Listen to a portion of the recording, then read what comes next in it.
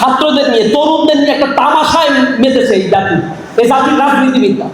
কেন এই কাজটা করে হচ্ছে নেতার পিছনে ঘোরো, তাহলে গণরুম গেস্টরুম পাবা, সিট পাবা, দল ভারী হবে, স্থানীয় নেতার পিছনে লোক জড়ো হবে, এমনি তো ওদের পেছনে কেউ ছোটে না। শিক্ষার আহ্বান জানান তিনি।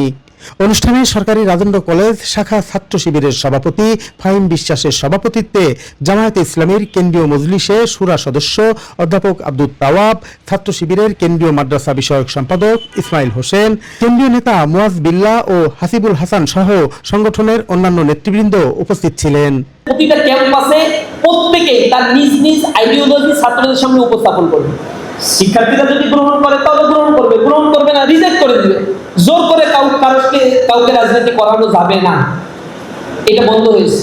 কলেজগুলো তৈরি করা হয়েছে, অ্যাকোমোডেশনের ব্যবস্থা নাই। ইউনিভার্সিটিগুলো তৈরি করা হয়েছে, 70% রাজশাহী বিশ্ববিদ্যালয়ের শিক্ষার্থীরা 70% তার থাকার কোনো জায়গা নেই। ঢাকা বিশ্ববিদ্যালয় 100 বছর হয়ে গেছে, এখনো 40% থাকার কোনো জায়গা নেই। 120 বছরের ইতিহাসে একটা বিশ্ববিদ্যালয় তার শতভাগ ছাত্রের আবাসনের ব্যবস্থা করতে পারলো না। আফসোস, সেই এটা লজ্জাজনক একটা ব্যাপার।